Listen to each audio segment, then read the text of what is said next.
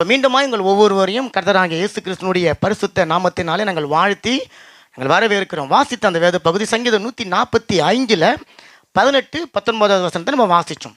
அப்போ நான் சென்ற வாரத்தில் உங்களிடத்தில் ஞாபகப்படுத்தியிருந்தேன், வரப்போகிற நாட்கள், வரப்போகிற வாரங்கள் தேவன் ஒரு முக்கியமான காரியத்தை குறித்து சபையில் பேசும்படிக்காக இருதயத்தில் ஏவி இருக்கிறார். ஆமென். நான் சொல்லியிருக்கிறேன், நம்ம கிறிஸ்துவ வாழ்க்கையில் அதிமுக்கியமான 2 காரியங்கள் இருக்குது. அதுதான் நம்முடைய கிறிஸ்தவ வாழ்க்கையினுடைய அடித்தளம் ஒன்று, இன்னொன்று முதுகெலும்புன்னு சொல்லிட்டு. அப்போ கிறிஸ்தவ வாழ்க்கையினுடைய முதுகெலும்பாக இருப்பது விசுவாசம். ஆமென். அப்போ அந்த விசுவாசத்தை குறித்து 14 வாரங்கள் கிட்டத்தட்ட நம்ம பார்த்துருக்குறோம். அது யூடியூப்பில் செய்தி இருக்குது, நீங்கள் பார்க்காதவங்க அதை நீங்கள் பார்க்கலாம். 14 வாரங்கள் முதல் பகுதி பார்த்துருக்குறோம் விசுவாசத்தை குறித்து. இப்போ விசுவாசம் கிறிஸ்தவ வாழ்க்கையினுடைய ஒரு முதுகெலும்பு அப்படின்னு சொன்னால் பேஸ்மட்டம்னு ஒன்று இருக்கணும். ஒரு கட்டடம் இருந்தால் அந்த கட்டடத்துக்கு கீழே ஒரு அடித்தளம் ஒன்று இருக்கணும். அந்த அடித்தளம் தான் ப்ரேயர், ஜெபம். ஆமென். அப்போ ஜெபம் கிறிஸ்துவ வாழ்க்கையினுடைய ஒரு பேஸ், ஒரு அடித்தளம். அப்போ இன்றையிலிருந்து ஒரு சில வாரங்களுக்கு நம்ம தொடர் செய்தியாக ஜெபம், ஜெபத்தினுடைய மேன்மை, ஜெபம் என்றால் என்ன, ஜெபத்தினுடைய வல்லமை, ஜெபத்தினால் நடக்கக்கூடிய நன்மைகள், ஜெபத்தினால் உண்டாகக்கூடிய ஆசீர்வாதம், இப்படி என்று சொல்லி பல காரியங்களை நம்ம ஜெபம் என்கின்ற ஒரு டைட்டிலில் நம்ம பார்க்க போகிறோம். ஏன்னா ஜெபம் நிறைய பேருக்கு பிடிக்கும், தெரியுங்களா? நிறைய பேருக்கு ஜெபம் பிடிக்கும், ஆனால் நிறைய பேருக்கு ஜெபம் செய்ய பிடிக்காது. இதுதான் உண்மை. எத்தனை பேர் நம்புறீங்க? நீங்கள் யாருன்னா கேளுங்களேன், உடம்பு சரியில்லை நான் ஜெபிச்சுக்கிறேன், ஏதோ ஒன்று சொல்லுங்கள், நான் ஜெபிச்சுக்கிறேன், கீழே இடிக்க பரவாயில்ல நீ நல்லபடியாக போய்ட்டு நான் ஜெபிச்சுக்கிறேன் அப்படின்னு சொல்லுவோம். ஆனால் எத்தனை பேர் உண்மையாக ஜெபிச்சிருக்கிறாங்க? எத்தனை முறை ஜெபிச்சிருக்கிறோம் அப்படின்னு சொன்னால் ஜெபம் இன்னைக்கு கிறிஸ்தவ வாழ்க்கையில் பயன்படுத்தக்கூடிய ஒரு சாதாரண பேச்சு வார்த்தையாக அது மாறிவிட்டது. ஜெபம் அப்படின்னு சொன்னால் ஜெபம் தானே, ஜெபிச்சுக்கோம் அப்படின்னு சொல்லக்கூடிய ஒரு சூழ்நிலைக்கு இன்றைக்கு ஜெபம் தள்ளப்பட்டிருக்கிறது.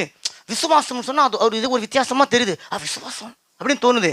ஜெபம் இது என்ன, டெய்லி தானே ஜெபிக்கிறோம், அது என்ன பெரிய ஜெபம் அப்படின்னு நம்ம நினைக்கிறோம். அப்போ நிறைய பேருக்கு ஜெபம் பிடிக்கும், ஆனால் ஜெபம் செய்ய பிடிக்காது, அல்லது ஜெபம் செய்ய தெரியாது. புரியுதுங்களா?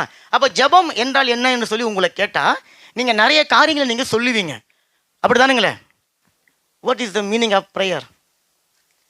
ஜெபம் என்றால் என்ன? அப்போ ஜெபம் என்று சொன்னால் தேவனோடு பேசுவது, அதுதான் முக்கியமான காரியம்.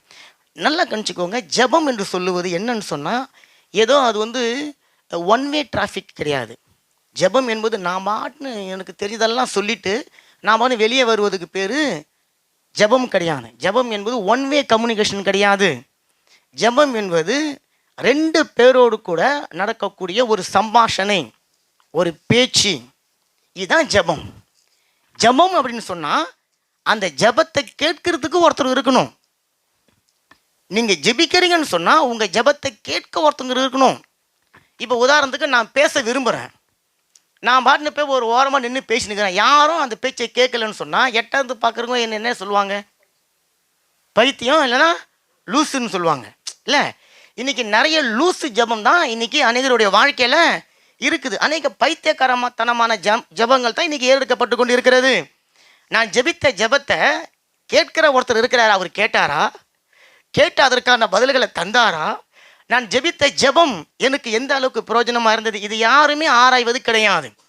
ஜெபம் என்று சொன்ன உடனே ஏதோ ஒன்று மனப்பாடம் பண்ணி வச்சு அவளுடைய இருதயத்தில் இருக்கிறதெல்லாம் போய் கொட்டிட்டு வரும்போது அப்பாடா அப்படின்னு வராங்கல்ல, அதுக்கு பேர் ஜெபம் கிடையாது. அப்போ இந்த ஜெபத்தினுடைய தொடர் செய்தியில் ஜெபம் என்றால் என்ன, அதை குறித்து கொஞ்சம் ஒரு மேலோட்டமாக ஒரு சில காரியங்களை பார்க்க போகிறோம்.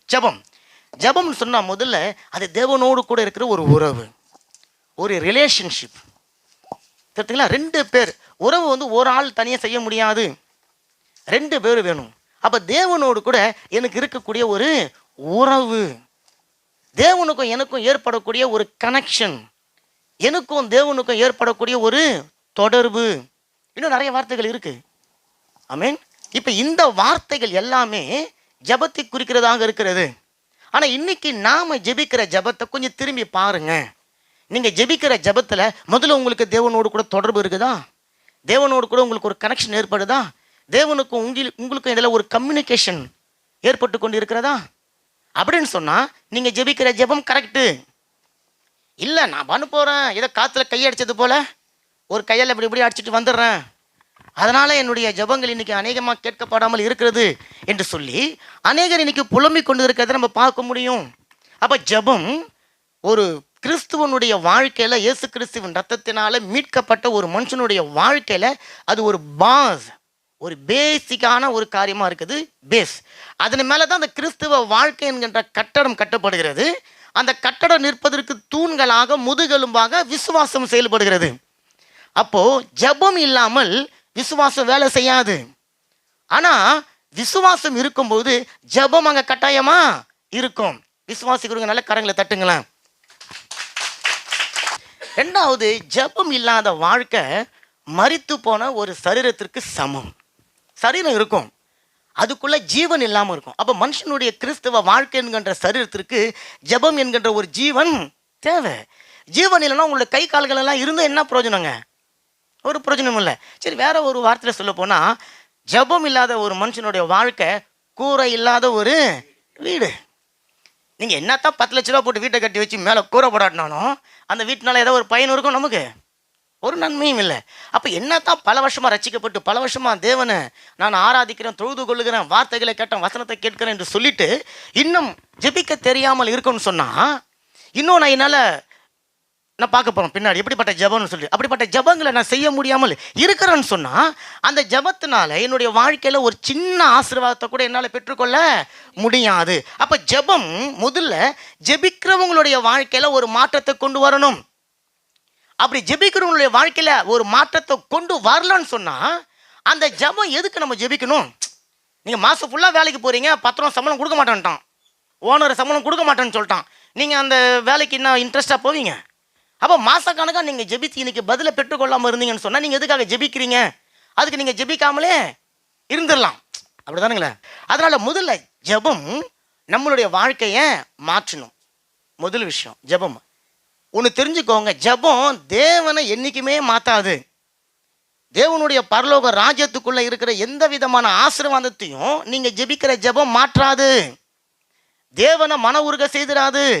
தேவனை உங்கள் மேலே அப்படியே இறங்கி வந்து உங்களுக்கு எதாவது செய்யணுன்றத முடியாது. ஜெபம் தேவனுக்கிட்ட எதையும் செய்யாது, மாறா ஜெபம் உங்ககிட்ட எதையோ ஒன்று செய்யும். உங்ககிட்ட நடக்கக்கூடிய ஒரு மாற்றத்தை தேவன் பார்க்குறாரு. அந்த மாற்றத்தின் நன்மையை அவர் உங்களுக்கு கொடுக்குறாரு. சில நேரங்களில் நீங்கள் ஜெபிக்காமலேயே அற்புதத்தை பெற்றுக்கொள்ள முடியும். ஆமென். நல்ல கரங்களை தட்டுங்களேன். ஜெபிச்சு நீங்கள் கேட்டு பெற்றுக்கொள்ளாத ஒரு ஆசீர்வாதத்தை ஜெபிக்காமல் இருக்கும்போது கூட நீங்கள் பெற்றுக்கொள்ள முடியும். அதுக்கு ஒரு வழி இருக்குது, நான் அதை உங்களுக்கு பின்னாடி சொல்லித்தரேன். அதனால் எல்லாரும் உப்பி அதை கேட்டுட்டு அப்போ இனிமேல் நான் ஜெபிக்கவே தேவையில்லை உங்களுக்கு அப்படின்னு நினச்சிடாதீங்க. ஜெபம் பேஸ். ஆமென். சரி, இப்போ ஜெபம் என்பது தேவனோடு கூட இருக்கிற ஒரு கம்யூனிகேஷன் சொல்லிட்டோம். ரெண்டாவது, ஜெபம் என்பது தேவனோடு கூட பேசுறதுங்க. அவங்க சொன்னாங்க பாருங்க, தேவனோடு கூட பேசுவது. நீங்கள் பேசுவீங்க, அவரு உங்களுக்கு பதில் கொடுப்பார். அவரு பேசுவார், நாம் அவருக்கு பதில் கொடுப்போம். சில நேரங்கள் அவரு உங்களை கேள்வி கேட்பாரு, நீங்கள் பதில் கொடுக்குறீங்க. நீங்கள் கேள்வி கேட்குறீங்க, அவரு உங்களுக்கு பதில் கொடுக்குற. அப்போ ஜெபம் ரெண்டு பக்கமும் அங்கே கிரியை நடந்து கொண்டு இருக்கிறது. நான் ஜெபிக்க தேவன் காதை அடைச்சின்னு உட்காந்துருந்தாருன்னா அந்த ஜெபம் ஒன்று தேவன் இடத்துல போய் சேரல.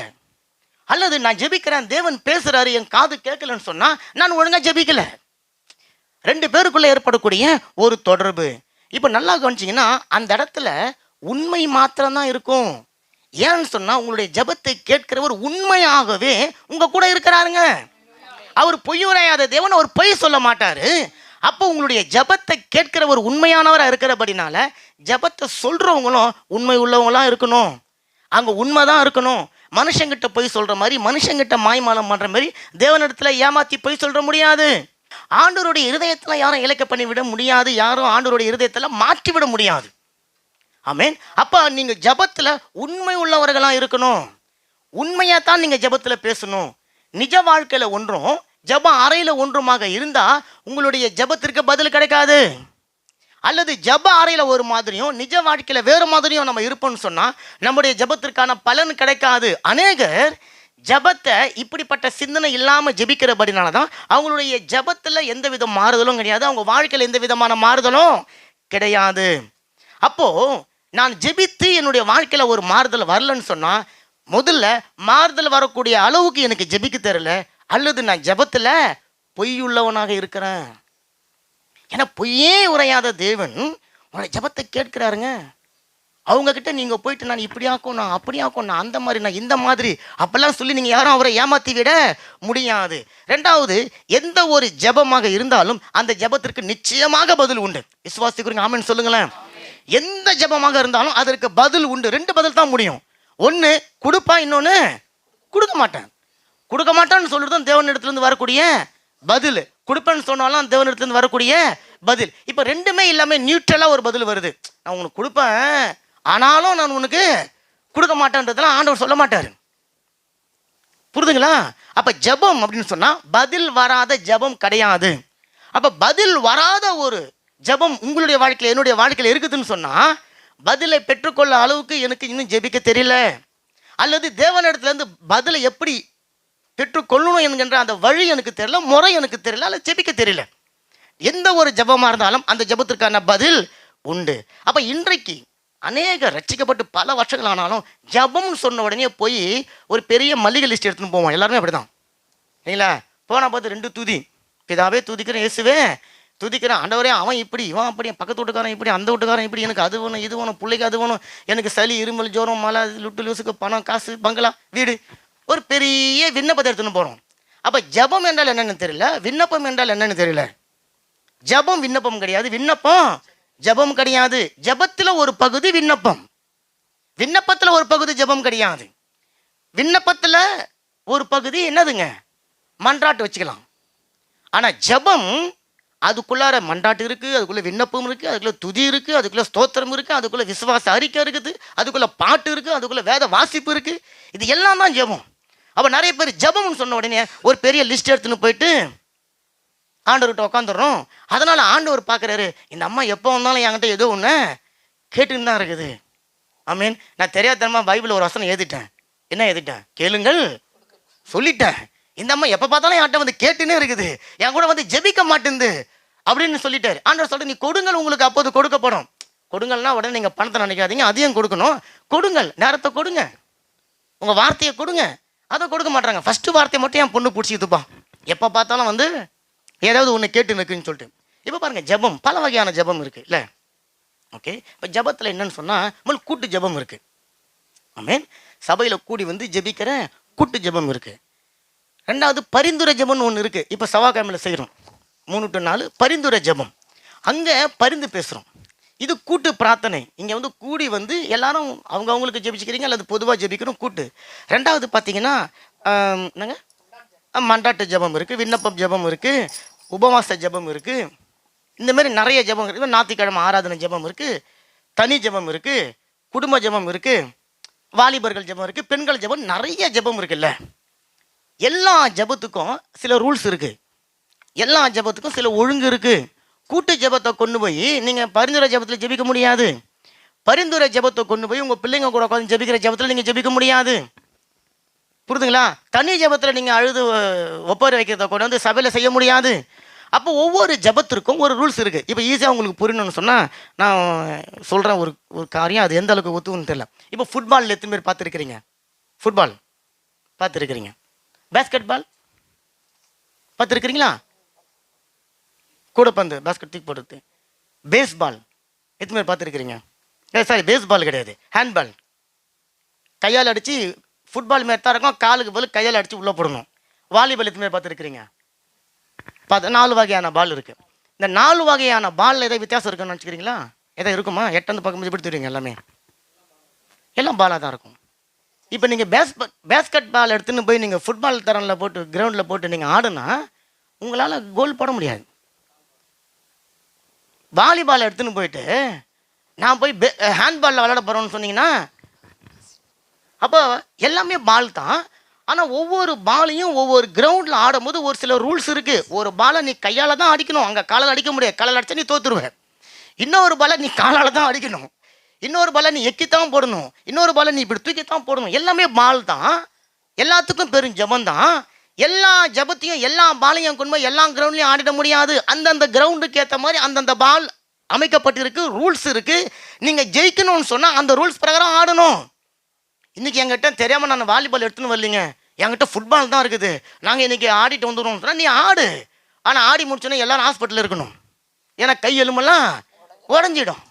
அப்ப ஜெபமும் எல்லாம் ஜெபம் என்று சொன்னாலும் ஒவ்வொரு ஜெபத்துக்கும் ஒரு சில ஒழுங்கு இருக்கு, ஒரு சில ரூல்ஸ் இருக்கு, ஒரு சில தனிப்பட்ட விதிகள் இருக்கு, அதுக்குன்னு தனிப்பட்ட முறைகள் இருக்கு. அப்ப அந்த முறைகள்ல, அந்த ரூல்ஸ்ல, அந்த ரெகுலேஷனை நீங்க ஃபாலோ பண்ணி நீங்க ஜெபிக்காமல் போனா அந்த ஜெபத்திற்கான பதிலை பூர்ணமா பெற்றுக்கொள்ள முடியாது. தேவன் நீங்க எப்படி ஜெபிச்சாலும் அவர் உங்களுக்கு கேட்கறதுக்கு நல்லவராகவும் வல்லவராகவும் கொடுக்க ஒரு ஆயத்தமாகவும் இருக்கிறாரு. ஆனா எத்தனை நாளைக்கு கொடுத்துன்னு நினைக்கிறீங்க? என் புள்ள 5 வயசுல வந்து ஒரு மாதிரி கேட்கும், 50 வயசுல அதே மாதிரி கேட்க முடியுமா? இல்ல. அப்ப ஆவிக்குரிய வளர்ச்சின்னு ஒன்று இருக்கு பாருங்க. அப்ப அந்த வளர்ச்சிக்குள்ள வளரும் போது இந்த ஜெபத்தை இங்க தான் ஆரம்பிக்கணும், இந்த ஜெபத்தை இப்படிதான் செய்யணும் என்கின்ற ஒரு வித்தியாசத்தை முதல்ல நமக்கு ஆவியானவர் சொல்லி கொடுப்பார். அதுக்கு நம்ம இடம் கொடுக்கணும். நிறைய பேருடைய பிரச்சனை ஆவியானவர் சொல்லிக் கொடுக்க இடம் கொடுக்கறது கிடையாது. ஏதோ யூடியூப்ல பார்த்துட்டு அல்லது யாரோ மற்றவங்க ஜெபிக்கிறது, அவங்க ஏதோ ஒருத்தவங்க ஒப்பாரி வச்சுக்கிறாங்க சபையிலன்னு சொன்னா இவங்க அதான் வச்சுக்குவாங்க ஜெபம்னு சொல்லிட்டு இவங்க போய் வீட்டில் ஒப்பாரி வைக்கிறது கிடையாது. அப்போ ஒவ்வொரு ஜெபத்திற்கும் ஒரு மாடல் இருக்கு, ஒரு ரூல்ஸ் இருக்கு. ஜெபம் என்பது தேவனிடத்துல எதையோ கேட்கறது மட்டும் கிடையாது. ஜெபம் நிறைய பேருடைய பிரச்சனை ஜெபம்னு சொன்னா எதையோ போய் கேட்கணும் அல்லது என்னுடைய இருதயத்தில் இருக்கிறதெல்லாம் கொட்டணும், ஊற்றணும். அண்ணால் ஊற்றிட்டாலும் நானும் ஊற்றுற போகிறேன். அண்ணால் ஊற்றுறதுக்கு ஒரு காரணம் கற்று. அண்ணால் எத்தனை வருஷம் ஊற்றிருப்பாங்கன்னு நினைக்கிறீங்க? அந்த குழந்தை பிறக்கிற வரைக்கும் தான். பைபிளில் அந்த ஒரு நாள் இருதயத்தை ஊற்றினான்னு சொல்லுது. அடுத்த வசனம் சொல்லுது கர்த்தருடைய கர்ப்பத்தை திறந்தார், அவர் அதுக்கு பிறகு துக்கமுகமாக இருக்கல, முடிஞ்சு போச்சு. இவங்க வருஷக்கணக்காக அண்ணாள் மாரி நான் ஊற்றுறேன், நீ எதுக்கு அண்ணாள் மாரி ஊற்றுறவனுக்கு தான் பிள்ளைங்க இருக்குது. கரெக்டுங்களா? அப்போ ஏன் அவங்க ஊற்றுனாங்க, நான் எதுக்கு ஊற்றணும் தெரியல. ஓகே, இப்போ இயேசு கிறிஸ்து நின்று அழுதாருங்க, நான் அதெல்லாம் ஒப்பாரி வைக்க போகிறேங்க, நீங்கள் வைங்க. எதுக்கு இயேசு வச்சார்? கை வலிக்குது கால் வலிக்குதுன்னு சொல்லி இயேசு கிறிஸ்து ஒப்பாரி வச்சாரா? இல்லை. எந்தெந்த சூழ்நிலைகளுக்கு எந்த மாதிரியான ஜெபம் ஏறெடுக்கணும்னு சொல்லிட்டு ஒரு வெளிப்பாடு நமக்கு கிடைக்கணும், அந்த வெளிப்பாடு நமக்கு இருக்கணும். அப்படி இருக்கும்போது முதல்ல அற்புதம் நடக்காது அப்புறங்க. முதல்ல ஜெபம் நேரம் உங்களுக்கு சந்தோஷமா இருக்கும், உங்களுக்கு மன மகிழ்ச்சியாக இருக்கும், உங்களுக்கு அது ஒரு இன்பமாக இருக்கும். நல்ல காரியங்களை தட்டுங்களேன், நல்ல காரியங்களை தட்டுங்களேன். எந்த ஒரு விஷயத்தை நீங்க இனிமையா ரசிச்சு அதை ருசிச்சு அதுல ஈடுபாடோடு உண்மையா நீங்க செய்றீங்களோ அந்த ஜெபத்திற்கு பதில் வராம போகவே போகாது. ஆமென். அப்போ நல்லா தெரிஞ்சுக்கோங்க, நீங்க ஜெபிக்கும் பொழுது முதல்ல சூழ்நிலையை மாத்துறதுக்காக ஜெபிக்க வேணாம், முதல்ல தேவனை எதையும் மாத்துறதுக்காக ஜெபிக்க வேணாம், பிரச்சனையை மாத்துறதுக்காக ஜெபிக்க வேணாம். நீங்க ஜெபிக்க போகும்போது முதல்ல உங்களை மாத்துங்க, முதல்ல என்ன மாத்தணும். ஏன் நான் ஜெபிக்க போய் என்னுடைய ஜெபத்தை கேட்க போறவர் ஏதோ ஒரு சாதாரண நபர் கிடையாது, அவர் தேவாதி தேவன், அவர் ராஜாதி ராஜன். என்னுடைய ஜெபத்தை கேட்க போறாரு. நான் ஜெபத்துல போய் நிற்க போற இடம் எதுன்னு சொன்னா என்னுடைய தேவனுக்கு முன்பாக நான் நிற்கிறேன். நல்ல கரங்களை தட்டுங்களேன், நல்ல கரங்களை தட்டுங்களேன். ஏன் நமக்கு இன்னைக்கு ஜெபம் பிடிக்கலன்னு சொன்னா இவங்க போய் நின்றுக்குன்னு சூழ்நிலையை பார்த்துக்கின்னு, பிரச்சனையை பார்த்துக்கின்னு, கண்ணீரை பார்த்துக்கின்னு, நோயை பார்த்துக்கின்னு முன்னாடி நிற்கிறவர் ஏதோ கையால் ஆகாத ஒரு மாதிரி, அவரால் ஒன்றும் செய்ய முடியாத மாதிரியும் இவங்க போய் போராடி கண்ணீர் விட்டு கதறி அழுது ஜெபித்து எதையும் அவர் கையிலேருந்து புட்டிங்கன்னு வரணும்னு நினைக்கிறதுக்கு பேர் ஜெபம் கிடையாது.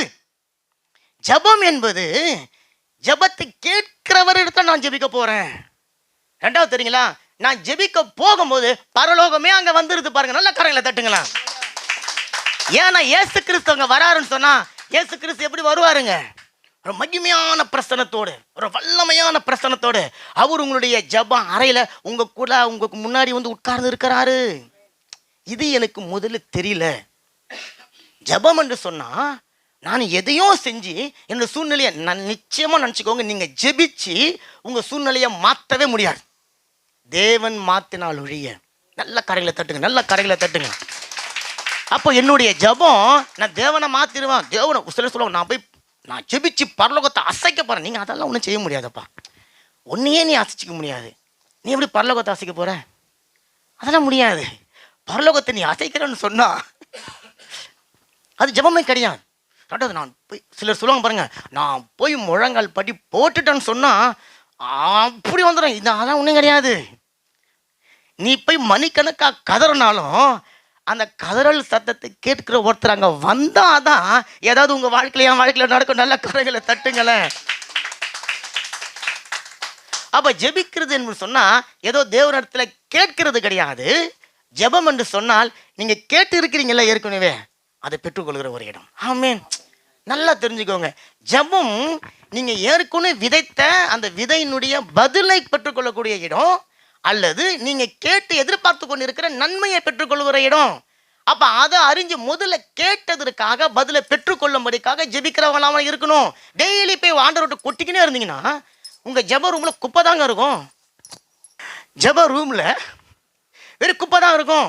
ஆமா, என்ன குப்பை நினைக்கிறீங்க? அழுது அழுது சிந்தி சிந்தி போட்ட முஷ்வாரு இல்ல. நீயோ ஜெபம் பண்ணும் பொழுது உன் அறை வீட்டுக்குள் பிரவேசித்து உன் கதவை பூட்டி அந்தரங்கத்தில் இருக்கிற உன் பிதாவை நோக்கி ஜெபம் பண்ணு.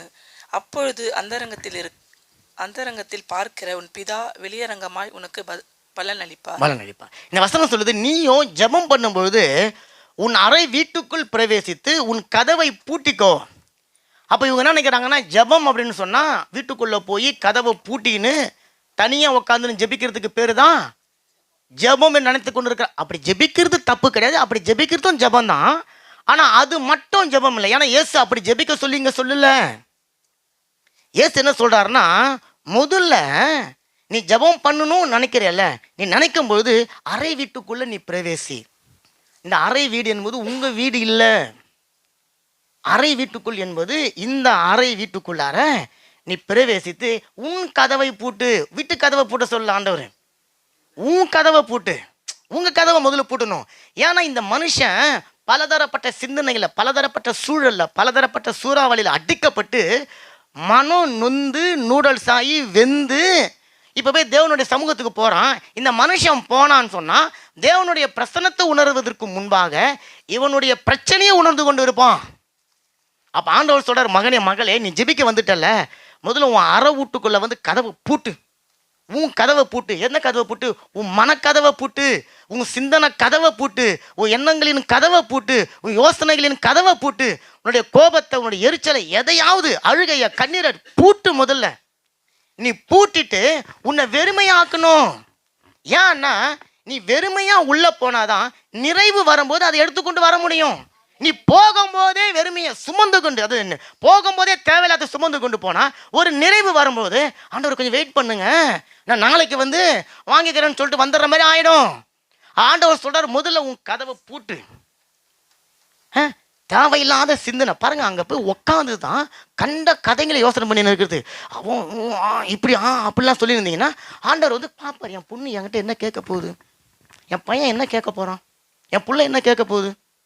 அப்போ ஆண்டவர் சொல்கிறார், முதல்ல உன் அறை வீட்டு கதவை பூட்டிக்க. உன் கதவை தான் நீ பூட்டணும். நிறைய பேர் மாமியார் கதவு, மாமனார் கதவு, அண்ணன் தம்பி, புருஷன் பொண்டாட்டி கதவு பூட்டுறதுக்கு போராடி கொண்டு இருப்பாங்க.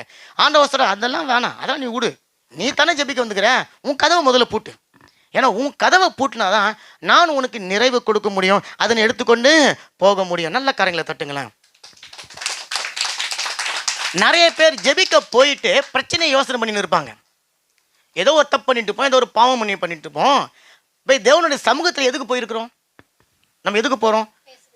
பேசுறதுக்கு போகிறோம், அல்லது நம்மளுடைய பாவத்தை மன்னிப்பு பெற்றுக்கொள்ள போகிறோம். அங்கே போயிட்டு இந்த பாவத்தை நான் இது இப்படி செய்யாமல் இருந்திருந்தா, நான் மட்டும் அந்த இடத்துல இது இப்படி நடக்காம, ஏன்னா நடந்துட்டியாப்பா, ஏதோ பாவம் பண்ணிட்டியே, இப்போ உனக்கு தேவை மன்னிப்பா அல்லது எப்படி பாவம் பண்ணன்ற டெமான்ஸ்ட்ரேஷனா? மன்னிப்பு தானே வேணும். ஆண்டவரே பாவம் செஞ்சுட்டே என்ன மன்னிங்க, முடிஞ்சு போச்சு மேட்ரு, மன்னிச்சுட்டாரு வந்துருங்க வெளியே. நிறைய பேர் ஆண்டவருடைய மன்னிப்பு முக்கியம் கிடையாது, இவங்க போய் ஆண்டவருடைய எஸ்பிக்கு பண்ணுறாங்களாம், விளக்கம் கொடுக்குறாங்களாம். ஆண்டவர் உங்களுக்கு தெரியுமா, நான் அங்கே போனேன், இப்படி பார்த்துட்டேன், இப்படி ஊந்துட்டேன், இதை திறந்தேன், இது வந்துச்சு, அதை திறந்தேன், அது வந்துச்சு. இதெல்லாம் ஆண்டவர் தெரியாதா? உங்களெல்லாம் தனியாக விட்டுட்டு அவர் பக்கத்து ஊருக்கா போயிட்டாரு? உங்கள் கூட தான் இருக்கிற அவருக்கு எல்லாமே தெரியும். நீங்கள் பாவம் செஞ்சாலும் தெரியும், பாவம் செய்யறதுக்கு முன்னாடி தெரியும், பாவம் செய்ய போராடுவது தெரியும், அல்லது பாவத்தை விரும்பி செய்யறது தெரியும், இச்சையோடு நீங்கள் செஞ்சது தெரியும், இச்சை இல்லாமல் எல்லாமே அவருக்கு தெரியும். ஆனால் உங்களுக்கு என்ன, பாவம் மன்னிப்பு வேணும். அப்போ நிறைய பேர் போய் அதை கேட்டுட்டு வருவது கிடையாது. அதுக்கு பதில் என்னென்ன செஞ்சாங்க. இப்போ திருடன் திருட்டான், போலீஸ்காரனுக்கு எப்படி திருடினான்னு தெரியாது, கொலை பண்ணான்னு எப்படின்னு தெரியாது, எப்படா செஞ்சேன்னு சொல்லி காட்டுறாங்க. அவன் ஜன்னல் ஏறி குதிச்சுது, திருடுந்து பூட்டை உடச்சி எல்லாம் செஞ்சு காட்டுறான். ஏன்னா அவனுக்கு தெரியாது. கடவுள்கிட்ட ஏங்க செஞ்சு காட்டணும், அவர் தான் எல்லாம் தெரியும். அப்போ அவர்கிட்ட நீங்கள் செஞ்சு காட்ட தேவையில்ல, செஞ்சதுக்கு மன்னிப்பு கேளுங்கப்பா. நல்ல காரியங்களை தட்டுங்க. அப்போ சூழ்நிலைகளை யோசனை பண்ணி, பிரச்சனைகளை யோசனை பண்ணி, நடந்ததை யோசனை பண்ணி, இழந்ததை யோசனை பண்ணி, தவற விட்டதை யோசனை பண்ணி, தேவன் கொடுக்கறத பெற்றுக்கொள்ள முடியாமலேயே நிறைய பேர் அப்படியே போய் ஜெபிச்சுட்டு அந்த ஜெபம் முடிச்சுட்டு வரும்போது பாருங்க, என்னங்க நான் ரொம்ப ஜெபிச்சுட்டேன், அதனால மறுபடியும் நான் இந்த கருத்துக்காக ஜெபிக்கணும் அப்ப இன்னைக்கு ஜெபிச்ச ஜெபத்துக்கு உனக்கு பதில் கிடைக்கலன்ற விசுவாசத்தை நீயே பேசிட்ட. ஆண்டவர்கிட்ட போறோம், ஆண்டவர் எனக்கு இந்த காரியம் வேணும்னு சொல்லி ஒரு 3 மணி நேரம் கத்திட்டீங்க. கத்தி வெளியே வந்து ஜபம் இன்னைக்கு பத்தல, நான் நாளைக்கு மறுபடியும் இதே கருத்துக்காக நான் போராடி ஜெபிக்க போறேன். அப்ப இன்னைக்கு ஜெபிச்சிங்களா, அதுக்கு ஏன் பதில் வரலையா? வந்துச்சா வரலையா? அப்ப இன்னைக்கு ஜெபிச்சிங்களா, பதில் வரல, நீங்க முடிவு பண்ணிட்டீங்களா? அப்ப ஏன் நாளைக்கு ஜெபிக்க போறீங்க அதே பாயிண்ட்டுக்காக? அவ்வளவுதான். ஒண்ணு விசுவாசம் இல்லை, ரெண்டாவது உங்க ஜெபம் மேல உங்களுக்கு நம்பிக்கை கிடையாது. இல்லைன்னா நீங்க நான் ஜெபிச்சேன், ஆண்டவர் இன்னைக்கு பக்கத்து ஊருக்கு போயிட்டாரு, டூர் போயிட்டாரு, நான் போய் சும்மா உட்காந்து கத்திட்டு வந்தாங்க, ஆண்டவர் இல்லைங்க சொல்ல முடியுமா? ஆண்டவர் சொல்றாரு, நான் ஜெப வீட்டுக்குள்ள போனவனே அவர் இறங்கி வந்துடுறாரு, உங்க பக்கத்துல இருக்கிறாரு, நீங்க பேசுறத கேட்கிறாரு. அவர் பதில் கொடுத்தாரு கொடுக்கல, அதை பத்தி எனக்கு கவலை கிடையாது. நீ ஜெபிச்சல்ல, உன்னுடைய விசுவாசம் என்ன, நான் பதில பெற்று கொண்டேன். அல்லேலூயா, அல்லேலூயா. கடையில தட்டுங்க.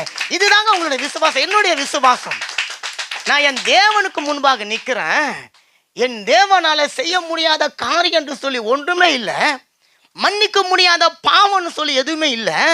நான் இன்னைக்கு செய்ய போற, நாளைக்கு செய்ய போற பாவத்துக்கு இனிமேல் தான் இயேசு கிறிஸ்து புதுசா ஏதோ ஒன்று கண்டுபிடிச்சு வந்து அந்த பாவத்திற்கான மன்னிப்பை எனக்கு வாங்கி கொடுக்க போறதா நான் நினைச்சுக்கிறேன். ஆனா ஆண்டவர் சொல்றாரு, கல்வாரி சிலுவையில் எல்லாத்தையும் முடிச்சிட்டேன், ஃபினிஷ். இப்போ உட்காந்து நான் புதுசா ஒரு பாவத்தை யோசனை பண்ணி அந்த பாவத்தை செஞ்சாலும் அந்த பாவத்திற்கான மன்னிப்பு பாருங்க, பாவம் தாங்க வித்தியாசம். டிஃப்ரெண்ட் டைப்ல பாவம் இருக்குது.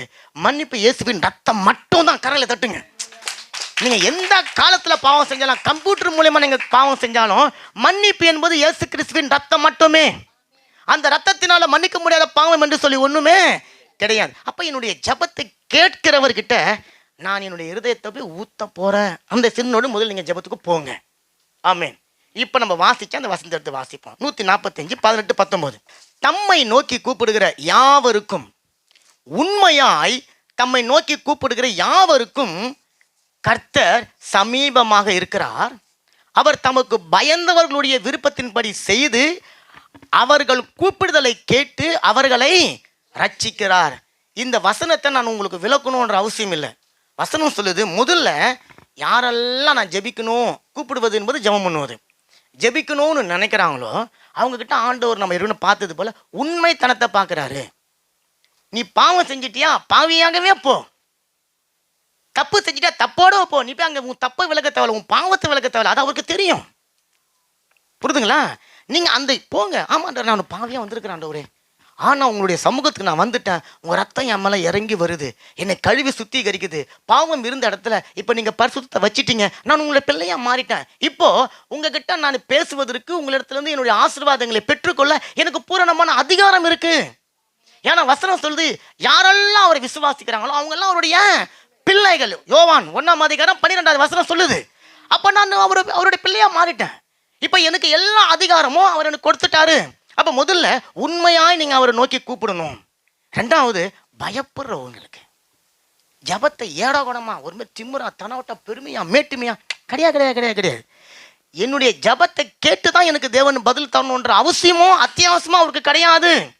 உங்களுக்கு கொடுக்கணும்னு சொன்னா ஒரு கூரையை பிச்சுன்னு கொடுப்பாரு. மேன் கரையில தட்டுங்க நல்லா. அப்ப ஜெபம் இன்னில இருந்து மாற போகுது பாருங்க நம்ம வாழ்க்கையில. ஆமென். அப்ப ஆண்டவர் சொல்றாரு, முதல்ல எனக்கு பயப்படுகிற பயம் உங்ககிட்ட இருக்குதா அப்படின்னு சொன்னா, ஜெப வீட்டுக்குள்ள நீ பிரவேசிக்கும் போது என்ன நீ யாரா பாப்ப, என்ன நீ எப்படி கனப்படுத்துவ, எனக்கு கொடுக்க வேண்டிய மகிமைகளை எப்படி நீ கொடுப்ப, இதெல்லாம் ஆண்டவர் எதிர்பார்ப்பார்.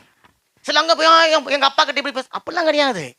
அப்பா கிட்ட பேச வேண்டிய ஒரு சில ஒழுங்குகள் இருக்கு, அம்மா கிட்ட பேச வேண்டிய ஒழுங்குகள் இருக்கு. அப்போ உலகத்துல இருக்கிற ஒரு அப்பனே தன்னுடைய பிள்ளை இப்படித்தான் பேசணும்னு எதிர்பார்க்கறாங்கன்னு சொன்னா, பரலோகத்தின் தகப்பன் ஆமென் கல்வாரி சிலுவையில சொல்ல முடியாத வேதனையில உங்களையும் என்னையும் பெற்றெடுத்திருக்காருங்க.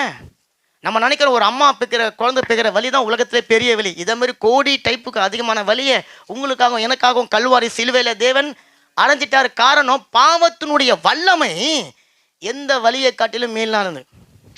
கரையில தட்டுங்களேன் நல்லா.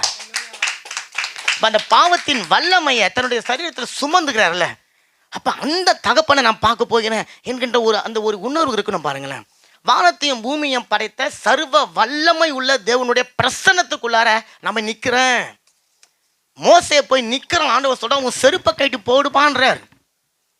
எங்க நின்னா மோசே? ஒரு முள்ளு செடிங்க. அவன் அந்த பக்கம் கோடி முறை போய் வந்திருப்பான். அந்த செடிக்கிட்ட போய் நிற்கிற ஆண்டவர் சொல்ற, நீ நிற்கிறது தேவனுடைய பிரசன்னம். பூமி செருப்பு அவுத்து போடு. நீ செருப்பு அவுத்து போடுனா நிறைய நிறைய காரியங்கள் இருக்குது, நான் பொதுவாக சொல்கிறேன்.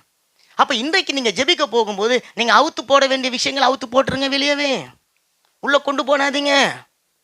எதெல்லாம் அவுத்து போடணுமோ அவுத்து போடுங்க, வெளியே எடுத்துக்கொண்டு போக வேண்டிய காரியத்தை மட்டும் எடுத்துக்கொண்டு போங்க. குப்பைங்களை கொண்டு போய் அங்கே நீங்கள் கொட்டிட்டீங்கன்னு சொன்னால் தேவனால் கொடுக்கக்கூடிய ஆசீர்வாதத்தை பெற்றுக்கொண்டு வர உங்களால் முடியாது. அப்போ ஜெபம் முதல்ல உங்களுடைய வாழ்க்கையை என்னுடைய வாழ்க்கையை மாற்றணும். அப்படி என்னுடைய வாழ்க்கையை ஜெபம் மாற்றலைன்னு சொன்னால் நான் சொன்னேன், அதனால் எனக்கு எந்த விதமான நன்மையும் கிடையாது. இல்லை, எந்த விதமான நன்மையும் கிடையாது. ஆண்டவர் சொல்கிறார், நீ சுமர்ந்து சோர்ந்து போய் பாரப்பட்டு இருக்கிறவங்களே வாங்க, என்கிட்ட வாங்க, நான் ரெடியாக இருக்கிறேன் இறக்கி வைக்க. ஆனால் பிரச்சனை என்னன்னு சொன்னால், நீங்கள் இறக்கி வைக்க நான் இறக்கி வைக்க ஆயத்தமாக இல்லை. நிறைய பேர் சுமையை எடுத்துக்கொண்டு ஆண்டவர்கிட்ட போயிட்டு அந்த சுமையோடு வெளியே வந்துடுறோம். வந்துட்டு இங்கே குத்துத்து குறையுதுன்னு சொல்லி கொண்டு இருக்கிறோம். அப்போ ஜெபம் என்னுடைய வாழ்க்கையை மாற்றணும். என்னுடைய வாழ்க்கையை மாற்றலன்னு சொன்னால் நான் ஜெபிக்கிற ஜெபம் தப்பு, அல்லது எனக்கு ஜெபிக்க தெரியலன்னு அர்த்தம். ஆமேன். சரி, இப்போது நான் சொன்னேன், தேவன் மனுஷனோடு கூட உறவு கொள்ள முதல்ல அவர் விரும்புகிறாருங்க. அது முதல்ல புரிஞ்சுக்கணும். ஏன் தெரியுங்களா? பரலோகத்தில் கோடான கோடி தேவ தூதர்கள் துதித்து கொண்டு இருக்கிறாங்க. துதிக்கு ஏதாவது பஞ்சம் இருக்குதா? எந்த விதமான பஞ்சமும் துதிக்கு கிடையாது.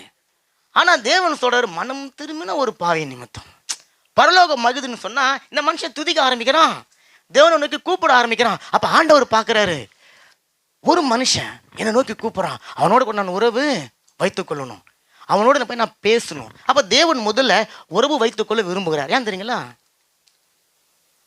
ஏன் உங்கள் கூட என் கூட தேவன் உறவு வைத்துக்கொள்ள விரும்புகிறாருன்னு சொன்னால், மகள் சொன்னாங்க, நம்முடைய அப்பா. ஆமேன். ஒரு அப்பா பிள்ளை கிட்ட உறவு வச்சு தான் ஆகணும். அவன் எவ்வளோ பாவம் செஞ்சு எவ்வளோ அவன் கெட்டவனாக இருந்தாலும் சரி, பிள்ளையை தள்ளி விட மாட்டாங்க எந்த அப்பாவும். உறவு வைத்துக்கொள்ள தான் விரும்புவாங்க. வந்து அடிப்பாங்க, உதைப்பாங்க, குத்துவாங்க, கில்லுவாங்க, அதெல்லாம் அவங்க செய்வாங்க. ஆனால் உறவு வைத்துக்கொள்ள விரும்புவாங்க. ரெண்டாவது என்ன தெரியுங்களா? உறவு வைத்துக்கொள்ள தேவன் விரும்புவதற்கான நோக்கம், என் பிள்ளையினுடைய தேவையை நான் சந்திக்கணும். நல்ல காரியங்களை தட்டுங்க, நல்ல காரியங்களை தட்டுங்க. ஏன் தெரியுங்களா? உங்களுடைய தேவைகள் அது தேவையாக இருக்கிற வரைக்கும் உங்களுக்கு பிரச்சனை. உங்கள் தேவை உங்கள் கைக்கு வந்த பிறகு அந்த பிரச்சனை இருக்காது. பாருங்க, அப்போ தேவன் உறவு கொள்ள விரும்புகிறவராக அவர் இருக்கிறார். பாருங்க, ஆதி ஆகமத்திலேயே உலக தோற்றத்திலேயே மனுஷனை படைச்ச உடனே தேவன் வசனம் சொல்லுது, பகலினுடைய அந்த குளிர்ச்சியான வேலையில் ஆதாமை தேடி யார் வந்ததுங்க? வந்துட்டாருங்க. அவர் ஓடி வந்துட்டார். நமக்கு அவன் பாவம் செஞ்சு மறைஞ்சிருக்கும் போது இந்த வசனம் எழுதப்பட்டிருக்கும். அதனால் நினச்சிருப்பாங்க நிறைய பேர், அவன் பாவம் செஞ்சுட்டு பிறகு இது ஆண்டவர் தேடி இல்லை. ஆண்டவர் பார்த்து இவனை படைச்சி இவனை தோட்டத்தில் விட்டுட்டு போயிட்டு டெய்லி வருவார், குளிர்ச்சியான வேலையில் வருவார். தேவனுடைய சேனைகளுடைய சத்தம் இவனுக்கு கேட்கும். இவனும் அவனுடைய மனைவியை காத்து நிற்பாங்க, எப்படா அந்த சத்தம் கேட்கும், அந்த பிரசனத்துக்குள்ளே எப்போ போகலாம், ஓடி போவான். சொல்லுவான், ஆண்டவரே நான் இன்னைக்கு அங்கே போனேன், ஆண்டவரே நான் இதை பார்த்தேன், ஆண்டவரே நான் அதை செஞ்சேன் சொல்கிறான்ல, அது என்னதுங்க? ஜெபம். அது ஜெபம். அவன் பேசுகிறான். இப்போ ஆண்டவர் அவங்ககிட்ட பேசுறத கேட்டுன்னு இருக்கிறார், ரசிக்கிறார். ரசிச்சுட்டு உனக்கு என்ன வேணும், என்ன தேவை? அப்போ இன்னைக்கு ஆண்டவர் பார்க்குறாரு, நான் போயிட்டேன், ஆதாம காணாம, ஏவாளை காணாம, என் சத்தத்துக்கு மறைந்து அவங்க எங்கேயோ இருக்கிறாங்களே. அப்போ நான் சந்திக்கிறதுக்கு முன்னாடி அவங்கள யாரை சந்திச்சிட்டாங்க. இப்போ அன்னைக்கு ஒரு உறவு கட்டானதில்ல. இப்போ அந்த உறவை புதுப்பிக்கிறதுக்கு தேவன் மனுஷனோட போராட வேண்டியதாக இருந்தது. புரிதுங்களா? அதனால தான் பலிகளை கொண்டு வந்தார், காணிக்கைகளை கொண்டு வந்தார், சட்டங்களை கொண்டு வந்தார், எதையோ கொண்டு வந்தாலும் அந்த உறவை அவரால் முழுமையாக பெற்றுக்கொள்ள முடியல. பார்த்தாரு, சொந்த குமாரனையே அணைச்சிட்டாரு. கரங்களை தட்டுங்களேன். சொந்த குமாரனையே அணைச்சிட்டாரு. இனி இந்த மனுஷன் கூட உறவு கொள்ளணும்னு சொன்னா அந்த உறவு கொள்வதற்கு தடையா இருக்கிற அந்த பிரிவினை என்கின்ற சுவர் உடைக்கப்பட்டு தான் ஆகணும். அதுக்கு என்னுடைய மகன் தான் போகணும். அவருடைய பரிசுத்த ரத்தம் அந்த மதில் சுவர் மேலே தெளிக்கப்படணும். அப்பதான் அந்த மதில் சுவர் உடைக்கப்பட்டு என்னுடைய பிள்ளைகள் முகமுகமாய் தரிசிப்பார்கள். நல்ல காரியங்களை தட்டுங்களேன். அப்போ நான் சொன்ன பதில் கொடுக்காத அல்லது பதிலை பெற்றுக்கொள்ளாத ஜெபம் அப்படின்னு ஒன்று கிடையாது. ஆனால் நிறைய பேருடைய வாழ்க்கையில் வீணா ஜெபித்து வீணா காலத்தை இறைத்து தேவனிடத்திலிருந்து பதிலை பெற்றுக்கொண்டு முடியாம அல்லது பெற்றுக்கொண்டு அந்த அந்த பெற்றுக்கொண்ட பதிலை அனுபவிக்க முடியாம அவங்க தவித்து கொண்டு இருக்கிறாங்கல்ல. அப்ப தேவன் அவங்ககிட்ட எதிர்பார்க்கறது என்னன்னு சொன்னா வீணான ஜெபங்கள் தேவை கிடையாது. தேவனிடத்துல வந்து உங்களுக்கு என்ன வேணும் என்பதை நீங்க கேட்டு பெற்றுக்கொண்டு பலன் அடையணும் என்பதாக தேவன் விரும்புகிறார். அல்லேலூயா. இப்போ நீங்க வாசிப்போம் மத்தேயு 6ஆம் அதிகாரம் அதனுடைய 7வது வசனத்தை வாசிப்போங்க. மத்தேயு 6:7. அன்றியும் நீங்கள் ஜெபம் பண்ணும் பொழுது அஞ்ஞானிகளைப் போல வீண் வார்த்தைகளை அலம்பாதேயுங்கள். அவர்கள் அதிக வசனிப்பினால் உங்கள் ஜெபம் கேட்கப்படும் என்று நினைக்கிறார்கள். பாருங்க, ஆண்டவர் ஒரு தெளிவான ஒரு ரகசியத்தை இன்னைக்கு உங்களுக்கு எனக்கும் சொல்லித்தர. இதை நம்ம அநேக முறை படிச்சிருக்கிறோம் இந்த வசனத்தை. என்ன கவனிங்க, மத்தேயு 6ஆம் அதிகாரம் 7ஆம் வசனத்தை சொல்லப்பட்டிருக்கு. நீங்கள் ஜெபம் பண்ணும்போது, ஏற்கனவே சொன்னார் நீங்க ஜெபம் பண்ணும்பொழுது எங்க போய் ஜெபிக்கணும்னு சொல்லி கொடுத்தாரு. ஆமா, அப்ப அந்த அறை வீடு எதுன்னு கண்டுபிடிச்சிட்டோம். இப்ப இங்க மறுபடியும் சொல்ற ஆண்டவர், நீங்கள் ஜெபிக்கும் பொழுது அஞ்ஞானிகளை போல வீண் வார்த்தைகளை முதல்ல போடாதீங்க, அலப்பாதீங்க. அடுத்தது அதிக வசனிப்பினால நீங்க வசனங்களை பேசாதீங்க. இப்ப இந்த அர்த்தம் இங்க பாருங்க, நிறைய வார்த்தைகளை போட்டு ஜெபிக்க வேணாம் அப்படின்னு ஆண்டவர் சொல்ல, நீங்க நிறைய காரியங்களை ஆண்டவருக்கு எடுத்து சொல்லி அதன் மூலமா நீங்க ஜெபிக்கிறது தவறுன்னு சொல்ல. அந்த வசனத்துல எது தவறுன்னு சொன்னா, அப்படி ஜெபிக்கிறாங்கல்ல அவங்களுடைய நினைப்பு என்னன்னா தங்களுடைய ஜெபம் கேட்கப்படும் என்று சொல்லி நினைக்கிறது தான் தப்பு. நான் போய் ஆண்டவர்கிட்ட மணிக்கணக்கா ஜெபிச்சு தொண்டை தண்ணி வத்த கத்தி கூவி மயக்கம் போட்டு கீழே உழுந்தாதான் தேவன் மனம் இறங்கி என்னுடைய ஜெபத்துக்கு பதில் கொடுப்பாருன்னு சொல்லி நான் நினைச்சுக்கின்னு போறேனா. அப்ப ஆண்டவர் சொல்ற அந்த ஜெபம் வீண் ஜெபம். அஞ்ஞானிகள் தான் இப்படி ஜெபிச்சுன்னு இருப்பான். அஞ்ஞானிகள் கர்த்தரை அறியாதவன். எங்க அப்பா யாருன்னு தெரியாத ஒரு புள்ள அப்பாவை தேடி அலைஞ்சுன்னு கிடக்கும். ஆனா எங்க அப்பா யாருன்னு தெரிஞ்ச புள்ள நேரம் அப்பா கிட்ட போவோம், அப்பா எனக்கு இதை கொடுங்க அப்படின்னு சொல்லி கேட்கும், வாங்கி கொண்டு வந்துடும். அப்ப ஆண்டவர் சொல்ற ஜெபத்துல அதிகமான வார்த்தை போடாதீங்க. அதிகமா ஜெபிப்பது தவறுன்னு சொல்லல. நிறைய பேர் 1 மணி நேரமா ஜெபிச்சுனே இருக்கிற ஆளை நீங்க பார்த்துருக்கிறீங்களா? 1 மணி நேரம் ஜெபிச்சுனே இருப்பாங்க. ஆனா ஜெபம் முடிச்சுட்டு வந்த பிறகு என்ன ஜெபிச்சிங்கன்னு தெரியாது. அல்லது 1 மணி நேரம் துதிச்சுனே இருப்பாங்க, அதுவும் வேஸ்ட்டு. 1 மணி நேரம் போய் விண்ணப்பத்தை ஏறெடுத்துன்னு இருக்கிறதும் வேஸ்ட்டு. ஆண்டவர் சொல்ற அஞ்ஞானிகள் தான் அதை செஞ்சுன்னு இருப்பாங்கப்பா. இப்போ எனக்கு அதான் நான் ஏற்கனவே சொல்லி எங்கள் மனைவி கிட்ட நான் போய் எனக்கு இன்னைக்கு பிரியாணி செஞ்சு கொடுமான்னு கேட்க போகிறேன். இவ்வளோ தானே கேட்கணும். இப்போ அவங்களுக்கு தமிழ் புரியும் அல்லது ஃப்ரெஞ்சு புரியும், இங்கிலீஷ் புரியும். இது 3ல் ஏதாவது ஒரு மொழியில் கேட்டால் போதும். நம்ம பிரியாணி, ஐ வாண்ட் பிரியாணி மதம், இவ்வளோ தானே. நான் போய் நீங்கள் நல்லவ, நீங்கள் அழகு, நீங்கள் போன வருஷம் செஞ்ச பிரியாணி சூப்பர், 10 வருஷத்துக்கு அந்த பிரியாணி சூப்பர், அன்னைக்கு பிரியாணி செய்யும்போது அந்த எலும்பு கொஞ்சம் வேகலை, இன்னைக்கு அந்த கறியில் உப்பு, அன்னைக்கு கறியில் உப்பு இல்லை, இப்படி இல்லை, அப்புறம் அந்த கோழி போட்டு செய்ய போறியா, எதுக்கு உனக்கு இதெல்லாம்? பிரியாணி செஞ்சு கொடுன்னு சொன்னால் அவங்க செஞ்சு கொடுக்க போகிறாங்க, அவ்வளோதானே. அப்போ உங்கள் அப்பா கிட்ட போய் என்ன வேணுமோ டைரெக்டாக கேளுங்க, ஃபேஸ் டு ஃபேஸ் பேசுங்க. நிறைய பேர் எதுக்கு மூனையோலாம் ஜெயிப்பாங்க, பார்த்துருக்கீங்களா? இப்போ ஒரு பிரசங்கத்தில் அழகாக வார்த்தைகளை போட்டு நம்ம எதையோ செஞ்சு யாருக்கு புரியறதுக்காக பேசினுக்கிறோம், அவ்வளோதான். உங்களுக்கு புரியணும். அப்போ இந்த ஜெபத்தையே 2 வார்த்தை பதில் சொல்லிட்டு போயிடலாம். இதுக்கு இவ்வளோ வேக்கால தான் நான் ஏன் உங்களுக்கு சொல்கிறேன்னா உங்களுக்கு புரியணும். நீங்கள் ஜெபத்தில் போய் யாருக்கு புரிய வைக்க போகிறீங்க சொல்லுங்க? ஜெபத்தில் போய் யாருக்கு புரிய வைக்க போகிறீங்க? ஆண்டவருக்கு ஏதோ புரியாத வைகளையும் அறியாத வைகளையும் நான் ஜெபித்து அவருக்கு புரிய வைக்க போகிறேன்னா, அப்போ எதுக்கு வார்த்தைகளை போட்டு அலங்காரம், வார்த்தை அலங்காரம்? இப்போ நல்லா கவனிச்சுக்கோங்க, பரிந்துரை ஜெபத்தில் நீங்கள் அதிகமாக தான் பரிந்து பேசணும், பரிந்து ஜெபிக்கணும். இப்போ உடனே நிறைய பேர் ஓ பாஸ்டர் சொல்லிட்டாரே, அப்போ செவ்வாய்க்கிழமை இயேசு நம்ம தான் ஜெபிக்க நல்ல பேர் ஆமாம் முடிஞ்சு போச்சு. இந்த வாலிப்பிள்ளைகளை ஆசீர்வதிங்க இதே சொன்னீங்களா, கருத்தை சொல்றீங்கன்றீங்களா, அது பரிந்து பேசுகிற ஜெபம். இப்போ நான் அதை பற்றி பேசலை. தேவனுடைய சமூகத்தில் போய் அப்பா கிட்ட பேசினுக்கிறீங்கப்பா, அப்பா கிட்ட பேசுறீங்க. அந்த அப்பா கிட்ட பேசும்போது அதிகமான வார்த்தை, நான் சொல்லி தனி ஜெபம், அதில் அந்த பாயிண்ட்ல இருங்க. நீங்கள் நினச்சிக்க போறீங்க வெள்ளிக்கிழமை ஜெபிக்கும் போது, இல்லை வெள்ளிக்கிழமை ஜெபிக்கும் போது, செவ்வாய்க்கிழமை ஜெபிக்கும் போது, இப்போ இந்த 21 நாள் ஜெபிக்கும் போதெல்லாம் நீங்கள் 4 வார்த்தை ஜெபிச்சு முடிச்சாதீங்க. அப்போ அரை மணி நேரத்துக்கு மேலே விஷயம் ஒன்று இருக்கா ஜெபிக்கிறதுக்கு. அதான் சொல்லலை, தனி ஜெபம், அப்பா கிட்ட டைரெக்டாக பேசுகிற ஒரு ஜெபம். ஆண்டவர் சொல்கிறாரு, நீ அதிகமாக ஜெபிப்பது தவறு கிடையாது, நீ அதிகமாக ஜெபிக்கிறது மட்டும்தான் உன்னோட ஜெபத்துக்கு பதில் தரும்னு நினைக்காத. 1. 2வது, நிறைய பேர் நான் சொன்ன பாருங்க, அழகான வார்த்தைகளை தேடுவாங்க. முன்னாடி இந்த சாண்ட்விச் மாதிரி கறி சென்டரில் தான் இருக்கும், மேலே ஒரு ரொட்டி கீழே ஒரு ரொட்டி, அதுக்குள்ளார இது லெகிம், இது வெஜிடபிள்ஸ் அந்த சாஸெல்லாம் வச்சு சோஸெல்லாம் ஊற்றி வச்சு கொடுத்து உங்களுக்கு அழகாக கொடுப்பான். ஆனால் நீங்கள் சாப்பிட பொறுத்த நிறைய பேர் அந்த உள்ளகர கறியை தான் சாப்பிடுங்க இல்லை. இப்போ ஆண்டவர்கிட்ட போய் முன்னாடி ஒரு சூப்பரான வார்த்தை, பின்னாடி ஒரு நீங்கள் ஜாமக்கார ஜபத்தில் ஜெபிங்கப்பா, அது தப்பு கிடையாது. ஆண்டவர்கிட்ட அங்கே போய் உட்காந்து, ஆண்டவர் நீங்கள் அப்படி ஆகும், நீங்கள் இப்படி ஆகும், உங்களுக்கு தெரியுமா, அப்படி தெரியுமா, இதை தெரியுமா, அதை தெரியுமா.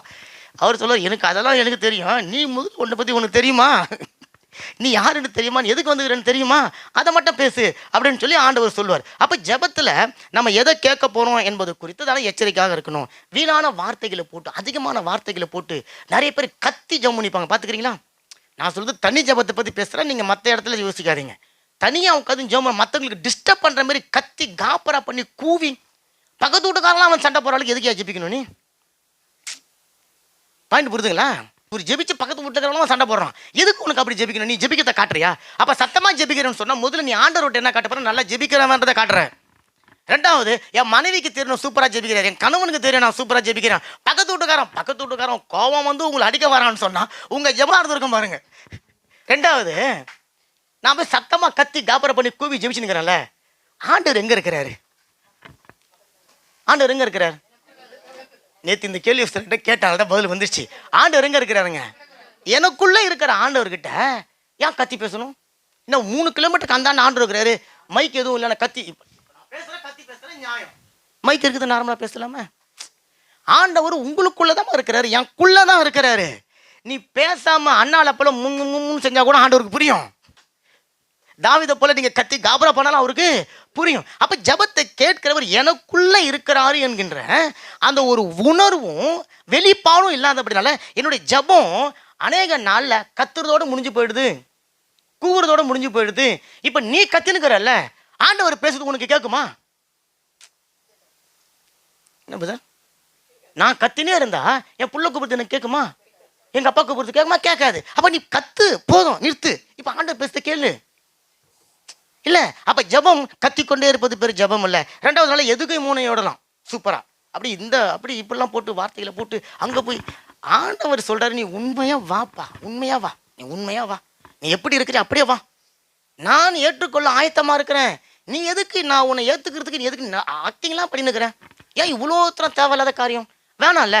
அப்ப இருக்கிற வண்ணமாகவே போய் என்ன வேணுமோ ஷார்ட் அண்ட் ஸ்வீட் ஆண்டவர்கிட்ட கேட்டுட்டு வாங்க. இப்போ தேசத்துக்காக ஜெபிக்கிறோம், அங்கே இந்தியாவை ஆசீர்வதியும் முடிஞ்சு போச்சு. இலங்கை அப்படி ஜெபிக்க முடியாது, அங்கே போராடி ஜெபிக்கணும். ஏன்னா அங்கே நிறைய காரியங்கள் இருக்கு. சத்தமாக ஜெபிங்க, கத்தி ஜெபிங்க, கூவி ஜெபிங்க, உருண்டு ஜெபிங்க, எப்படி வேணா ஜெபிங்க. ஆனால் தனி ஜெபம் நீங்கள் போகும்போது உங்களுடைய ஜெபத்தை கேட்கிறவர் வெளியில் எங்கேயும் கிடையாது, உங்களுக்குள்ள தான் இருக்கிறாரு. இப்போ நான் போய் பிதாவே அப்படின்னு கூட்ட உடனே நான் எங்கே போயிடுறேன்? ஒரு மனுஷன் நான் நிற்கிறேன், நான் போய் பிதாவே அப்படின்ன உடனே தேவனுடைய பிரசனத்துக்குள்ளே போயிட்டேன். இயேசு கிறிஸ்துவின் நாமத்தினாலே வருகிறேன்னு சொன்ன உடனே இயேசு எனக்கு முன்னாடி வந்து நிற்கிறாரு. கரங்களை தட்டுங்களேன். இதுக்கு மேலே யார் வரணும்? யாரும் தேவையில்லையே. அப்போ பிதாவே இயேசு கிறிஸ்துவின் நாமத்தினால வந்துட்டேன்னு சொன்ன உடனே தோ நான் இருக்கிறேன், வந்துட்டாருப்பா. இப்போ அவர்கிட்ட போய் என்ன வேணும்? அழகா வார்த்தைகளை போட்டு இப்படி போட்டு அப்படி போட்டு லெட்டர் எழுதி கவிதை எழுதி தேவை கிடையாது. அப்பா எனக்கு பசிக்குதுப்பா, ஏதாவது கொடுங்க, சாப்பாடு கொடுங்க, எனக்கு ஒரே ஒரு ஆண் புள்ளைய கொடுங்க, போதும், நான் அதை திரும்ப உங்களுக்கு கொடுக்குறேன். ஜெபிச்சா வசனம் சொல்லுது, பெற்றுக்கொண்டா. புரிதுங்களா? இப்போ இந்த அம்மா போயிட்டு அவங்க சக்கலத்தை பற்றி எல்லாம் விளக்கம் கொடுத்து, அந்த புள்ள அவன் என்னால் மூக்க துடைக்க போனா, என்னை வந்து கொட்டினா, இப்படி போனா, அவன் அடிச்சா, என்னை வந்து திட்டினா, நான் அந்த புள்ளைய எடுக்க போனேன் பாருங்க, நான் புள்ள பேக்காதவன்னு சொல்லி என்னை திட்டா, இதெல்லாம் உனக்கு எதுக்கு? அவன் என்னை 10 புள்ள பேத்துட்டா, 12 புள்ள பேத்துட்டா, 20 எதுக்கு? உனக்கு என்ன வேணும்? இதை ஜெபத்தில் கேட்கணும். ஆண்டவர் சொல்றாரு, கேளுப்பா, நீ கேளு, ஆமீன், நான் தரேன்னு சொல்லிட்டாரு. அப்போ நான் நேரடியாக தேவனுடைய பிரசனத்துக்குள்ளே என்டர் ஆயிட்டேன். முதல் விஷயம், நான் அப்பா பிதாவே என்ன உடனே பூமியினுடைய ஆளுகையிலிருந்து, உலகத்தின் ஆளுகையிலிருந்து, என்னுடைய பிரச்சனை என்கின்ற ஆளுகையிலிருந்து, போராட்டம் என்கின்ற ஆளுகையிலிருந்து, கடன், வறுமை, எந்த காரியம் இருந்தாலும் அந்த ஆளுகையிலிருந்து பிதாவே அப்படின்னு சொல்லி சாவியை போட்டு திறந்து உள்ளே போயிட்டேன். போனோடனே இயேசுவின் நாமத்தினாலே நான் வந்திருக்கிறேம்மா உடனே என்ன ஜபத்துக்கு எல்லாம், என்னுடைய பிரச்சனைக்கு எல்லாம் பதில் கொடுக்க போறவரு வந்துட்டாரு, பிரசன்ட் ஆயிட்டாரு. இப்போ என்னுடைய பதில் அவர்கிட்ட இருந்து எடுத்துக்கொள்வது மட்டும்தான் என்னுடைய வேலை. என்னோட தேவைகளை சொல்லி கொண்டு இருக்கிறது அவருக்கு தெரியும். என் தேவை உங்களுக்கு இன்னது வேணும் என்று சொல்லி அவர் அறிந்து இருக்கிறார். அவர்கிட்ட போய் என் தேவைகளை மறுபடியும் சொல்லி என்னுடைய பிரச்சனைகள், சிலர் பாருங்க நோயை சொல்றதுக்கு போல நோயினுடைய வல்லமைகளை சொல்லி கொண்டிருப்பாங்க. பிசாசை பத்தி சொல்லாம பிசாசனுடைய வல்லமைகளை சொல்லி கொண்டிருப்பாங்க. பிரச்சனையை சொல்லாம பிரச்சனையுடைய அந்த அகோரத்தை சொல்லி கொண்டு இருப்பாங்க. இயேசுவுக்கு அது எல்லாமே தெரியும். உண்மைதானுங்களே. உங்களுக்கு ஒரு வியாதி உங்களுக்கு குத்துத்து குடையுதுன்னு சொன்னா அது உங்களுக்கு மட்டுமா தெரியும்? ஆண்டவருக்கு தெரியும். இப்ப அதுல இருந்து விடுதலையாக என்ன வேணும் உங்களுக்குன்னா சுகம் வேணும். சுகத்தை கேட்காம வியாதியை பத்தியே விளக்கம் கொடுத்து அதை கொடுத்து இது. அப்ப ஆண்டவர் என்ன பண்ணுவாரு, சுகம் கொடுத்துட்டேன் அல்ல சுகம் கொடுக்க போறேன், இந்த அம்மா இன்னும் வியாதியை பத்தி பேசினுக்குது, நோயை குறித்து பேசினுக்குது, தேவையை குறித்து பேசினுக்குதுன்னு சொல்லி ஆண்டவர் என்ன பண்ணுவாரு, பதில வச்சுன்னு உட்காந்து இருப்பாரு. நான் கத்தி பார்த்து கூவி பார்த்துட்டு இப்போ நான் என்ன பண்ணிடுவேன், எழுச்சி நான் வந்துடுவேன். அப்போ தேவனுடைய நேரடி பிரசனத்துக்குள்ள நான் போனபடினால அங்கே என்னை பிரச்சனைகள் மேற்கொள்ளாது. கரங்களை தட்டுங்க. அங்கே என்னை பிரச்சனைகள் மேற்கொள்ளாது. அதனால தான் அதுக்கு பேர் ஜெப அறை. அதனால தான் அதுக்குள்ள பிரசன்னம். இந்தக்குள்ளார உங்களுடைய பிரச்சனை மறைஞ்சு போகும் பாருங்க. ரெண்டாவது, என்னுடைய ஜெபத்தை கேட்கிறவருக்கு எனக்கு என்ன தேவை என்பதை நான் ஜெபிக்கிறதுக்கு முன்னாடி அறிஞ்சிருக்கிறபடினால அவர் வரும்போது வெறுங்கையோட வந்து உங்களை சந்திக்கிறவர் கிடையாது. வரும்போது பதிலை எடுத்துக்கணும் வராரு. நான் தான் என்ன பண்றேன், இன்னும் அவர்கிட்ட பதிலுக்காக காத்து கொண்டு இருக்கிறேன். அப்ப என்னுடைய ஜெபம் பதிலை பெற்றுக்கொள்ளக்கூடிய ஒரு ஜெபமாக இருக்கும். ஜெபிக்கும் பொழுது வார்த்தைகளை தெரிந்தெடுத்து பேசணும். நீங்க பேசுற வார்த்தையில வல்லமை இருக்கு. ஏன்னா வசனம் சொல்லுது, உன்னுடைய வாயின் வார்த்தையில ஜீவனும் மரணமும் இருக்கிறது. அப்போ வார்த்தையை தெரிந்தெடுத்து நீங்க ஆண்டவர்கிட்ட பேசுங்க. அங்க போய் அஞ்ஞானிகளை போல வார்த்தைகளை அலங்கரிச்சு அழகுபடுத்தி இந்த மாதிரி வேலைலாம் பூச்சாண்டி வேலைலாம் ஆண்டவருக்கு வேணாம். இந்த மாதிரி பல பூச்சாண்டிகளை அவர் பார்த்துருக்கிறார். அவர் உங்களை என்னையும் மகளா தான் பார்க்கிறார். அப்ப அந்த கோணத்துல நீங்க போங்க. அப்ப தவறான வார்த்தைகளை நான் பேசி என்னுடைய வாழ்க்கையில நான் பெற்றுக்கொள்ள வேண்டிய ஆசீர்வாதத்துக்கு தடையா போய்விடக்கூடாது. அப்ப நான் பேசுற வார்த்தை ஆசீர்வாதமா இருக்கணும். நான் பேசுற வார்த்தை எனக்குள்ள எதையோ ஒன்று உருவாக்குறதா இருக்கணும். சில இடத்துல வாய் தவறி நீங்க ஏதோ ஒரு கோபத்தின் மத்தியில் சில இடத்துல நீங்க தெரியாம பேசுவது என்பது வேற. சில ஜெபிக்க போகும்பொழுதெல்லாம் இதே தான் வேலை அவங்களுக்கு. எப்படி என் மனைவி கேட்க மாட்டான், என் கணவன் கேட்க மாட்டான், அவங்க என்ன எட்டி உதைக்கிறான், என்ன குடிக்கிறான், அவன் ரசிக்கப்பட மாட்டான், அவங்க இன்னும் டிவி பார்க்குறாங்க, அவங்க சினிமா பார்க்குறாங்க, அவங்க இது எல்லாம் ஆண்டவருக்கு தெரியுமா தெரியாதா? நீ எதுக்கு மறுபடியும் போய் எங்கள் பட்டியலில் போட்டுக்கிறோம்?